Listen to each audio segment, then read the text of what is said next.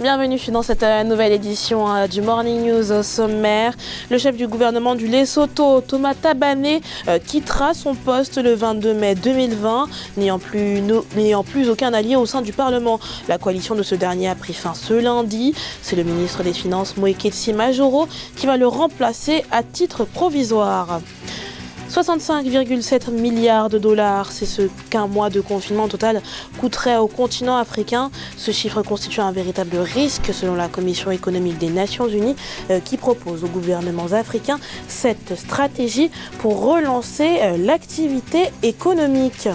Et en fin d'édition, nous prendrons la direction du Cameroun où la mobilisation des recettes fiscales et douanières est à la hausse. Ce sont en tout 573 milliards de francs CFA qui ont été mobilisés au terme du premier trimestre 2020 contre 463 milliards de francs CFA au cours de la même période en 2019. Mais avant de développer ces titres, la Guinée-Bissau s'engage dans une réforme constitutionnelle. Elle a été annoncée par décret par le président Umaro Embalo Sissoko. Une commission technique devrait pour ce faire être mise en place dans les plus brefs délais. Allant dans le sens des recommandations faites par la CEDEAO, la révision de la Constitution représente un enjeu de taille pour le pays. Une Constitution révisée permettrait ainsi, selon certains observateurs, d'être plus en phase avec les réalités socioculturelles. Mieux, elle serait la garantie de la stabilité du bon fonctionnement des institutions dans le pays. Seul un bémol demeure, la Constitution, dans sa forme actuelle, ne prévoit pas de référendum pour l'adoption de la nouvelle Constitution. C'est la fin d'une saga politico-judiciaire qui aura tenu le Lesotho en haleine pendant plusieurs mois. Thomas Thabane devra au soir du 22 mai prochain quitter ses fonctions de Premier ministre. Si son départ était initialement programmé pour juillet 2020, sa coalition au Parlement s'est effondrée ce lundi, le laissant avec une minorité de sièges. Son remplaçant à titre provisoire a d'ailleurs d'ores et déjà été nominé. Ange Bijou-Nominio. Le ministre du Lesotho, Thomas Thabane, quittera sa fonction le 22 mai 2020. Le chef du gouvernement a vu sa coalition s'effondrer ce lundi 11 mai 2020 au Parlement. N'ayant plus assez de sièges pour continuer à gouverner, il devra donc quitter ses fonctions de Premier ministre. La situation du Premier ministre Thomas Thabane était intenable. Il a 80 ans, sa coalition de quadripartite ne tenait qu'à un fil. Sur le plan économique, rien ne marchait et il traînait comme un boulet ses soupçons d'assassinat de sa femme. Donc c'était pratiquement impossible qu'il continue de tenir le coup. Le vice-président du parti All Basotho Convention de Thabane, Sam Rapapa, a déclaré que tous les partis s'étaient mis d'accord sur le ministre des Finances Mweketsi Majoro pour remplacer provisoirement le Premier ministre. Thomas Thabane a fait l'objet de multiples appels à la démission depuis qu'il a été impliqué dans le meurtre de sa femme dont il s'est séparé en 2014. Tous les autres partis de la coalition, sachant que rester avec une telle personne qui traîne un boulet, ça peut être contre-productif pour les élections à venir. Ils ont pris les devants et ont rompu la coalition. Donc du coup, c'est une triste fin pour ce Premier ministre. Ce qu'il aurait dû faire, c'était de prendre les devants et de démissionner. Comme il n'a pas pris les devants pour démissionner, il devenait quelqu'un d'infréquentable, les talons d'Achille de toute la coalition. En janvier, un mandat d'arrêt a été lancé contre Maïchia Thabane, l'épouse actuelle du Premier ministre. Les autorités l'accusent d'avoir commandité le meurtre de l'ex-femme du chef du gouvernement. Dans l'actualité également, le procès de Vital Kamerhe s'est ouvert ce lundi à Kinshasa. Vital Kamerhe aurait, selon l'accusation, détourné quelques 50 millions de dollars dans le cadre du dossier des 100 jours. Un procès inédit dans l'histoire congolaise pour lequel la République démocratique du Congo s'est constituée partie civile et ce, de par sa logistique également. Le procès s'est en effet tenu dans l'enceinte de la prison de Makala où Vital Kamerhe reste en détention depuis le 8 avril dernier en audience foraine. Si la raison n'a pas encore été invoquée, les audiences ont finalement été reportées au 25 mai prochain. Reste à savoir si Vital Kamerhe sera remis en liberté conformément à la dernière requête déposée par ses avocats. L'Afrique paye le lourd tribut du confinement au niveau de son économie. Un mois d'isolation sociale représente un manque à gagner de 65,7 milliards de dollars. Un véritable risque selon la Commission économique des Nations Unies. Cette dernière a par ailleurs adressé aux décideurs africains cette stratégie pour permettre la reprise d'une activité économique stable. Nathalie Mo. En Afrique, 42 pays ont mis en place des mesures de confinement partiel ou total pour freiner l'avancée de la pandémie de Covid-19. Des mesures certes éprouvées sur le plan sanitaire, mais lourdes de conséquences sur le plan économique. En effet, la Commission économique des Nations Unies pour l'Afrique a estimé qu'un confinement total d'un mois pourrait coûter au continent 65,7 milliards de dollars, soit 2,5% de son produit intérieur brut. Nous devons savoir que nous faisons partie de la deuxième vague. Ceux qui sont dans la première vague, ça veut dire les pays européens, ils ne se sont pas encore sortis, ils ne s'en sortent pas bien. Jusqu'aujourd'hui, il y a énormément de tâtonnements. Ceux qui font partie de la vague zéro, ça veut dire l'Asie, ils commencent à avoir des doutes sur leur capacité à pouvoir avancer de la manière dont ils avaient prévu. Donc, je ne crois pas qu'il faille réellement blâmer l'Afrique et les pays africains.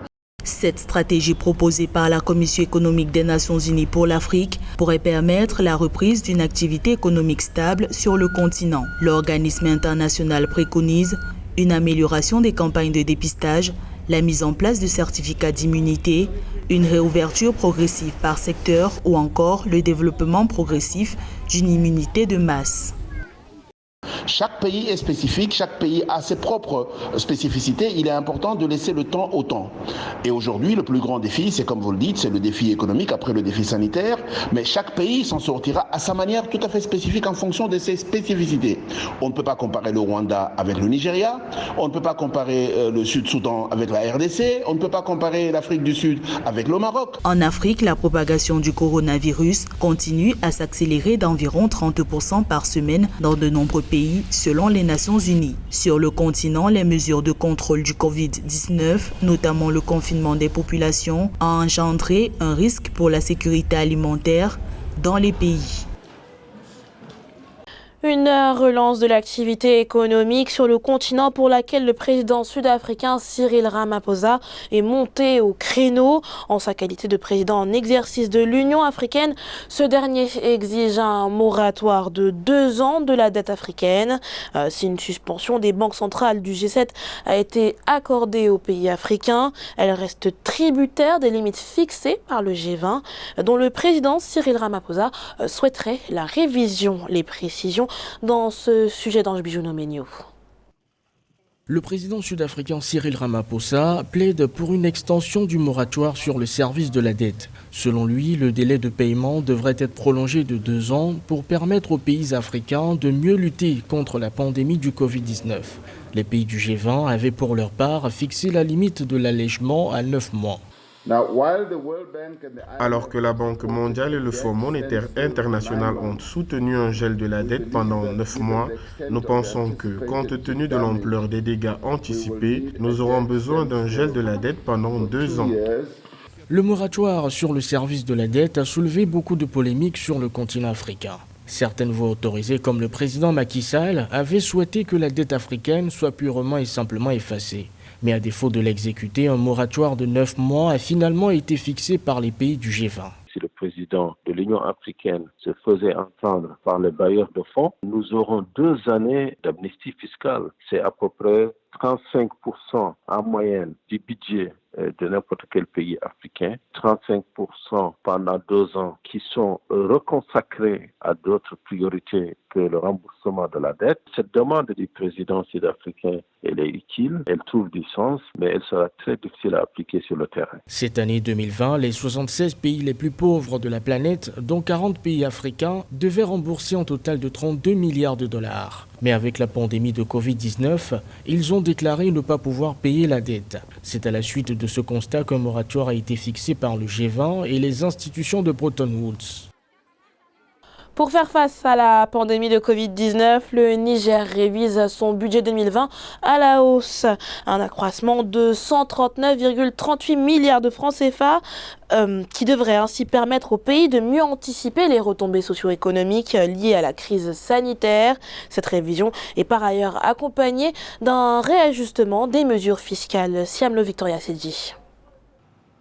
Au Niger, le gouvernement a décidé d'une révision du budget de l'État pour l'exercice 2020. Ce budget passe de 2266,15 milliards à 2405,53 milliards de francs CFA, avec une augmentation de 139,38 milliards de francs CFA, ce qui représente une hausse de 6,15%. Ce réajustement est censé, entre autres objectifs, aider le Niger à faire face aux effets socio-économiques du coronavirus. La crise sanitaire mondiale due à la pandémie du Covid-19 engendre des conséquences néfastes sur le plan socio-économique. Ces conséquences engendrent notamment des pertes de recettes et des augmentations de dépenses qui rendent nécessaire une modification des prévisions budgétaires initiales. Pour cette révision, certaines mesures fiscales ont donc été ajustées. Il s'agit des annulations et des ouvertures additionnelles de recettes, ainsi que des annulations et des ouvertures de crédit.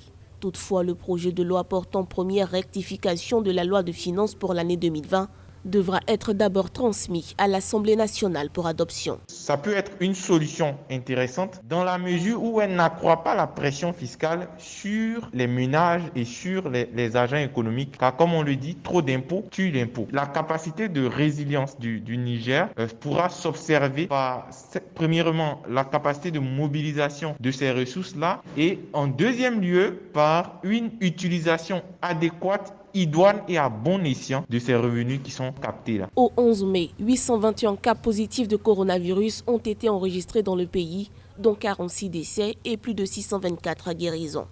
Outre le coronavirus, le Niger est confronté à une crise humanitaire due aux attaques djihadistes dans la zone sahélienne.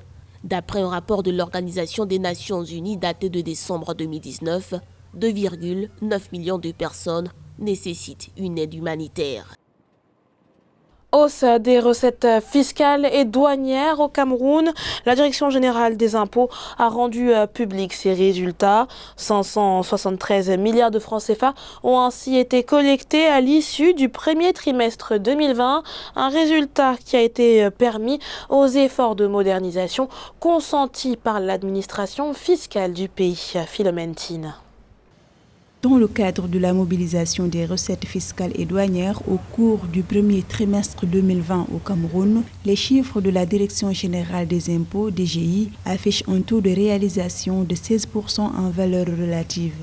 En valeur absolue, cela représente 573 milliards de francs CFA collectés contre 463 milliards de francs CFA par rapport à la même période en 2019. On n'est pas surpris de voir une performance vraiment exceptionnelle pour le premier trimestre 2020. Il faut se rappeler que c'est un pays qui a connu un mois de janvier normal, un mois de février normal et puis un mois de mars où c'est pratiquement les 2 dernières semaines qui ont été perturbées par l'arrêt des activités dues au Covid. Les réformes de modernisation de l'administration fiscale menées au cours de ces dernières années au Cameroun sont en grande partie à l'origine de ces performances dans la collecte des recettes selon la DGI. Ce qui est surtout préoccupant, c'est les prochains trimestres. Comment est-ce que l'année va se terminer? Et c'est là où il faut que l'administration fiscale soit extrêmement prudente parce que l'ensemble des prévisions de croissance qui avaient été formulées pour l'ensemble des économies vont être sérieusement compromises. Et il va falloir qu'au niveau de la TVA, le revenu des personnes physiques, au niveau des droits d'enregistrement et de timbre et même des droits d'assises, l'administration fiscale en termes de collecte ne s'attende pas à faire une prouesse exceptionnelle. La résilience du trimestre va peut-être aider. Toutefois, les prévisions de recettes devraient connaître des réajustements négativement affectés par les perturbations économiques causées par la pandémie du coronavirus. L'administration fiscale du Cameroun avait tablé sur une mobilisation de recettes de 2103 milliards de francs CFA avant la crise sanitaire, sur un taux de croissance de 4% et un cours du baril de plus de $50. C'était le journal de la rédaction. Merci pour votre fidélité. Dans un instant, une nouvelle édition de l'information sur Africa 24.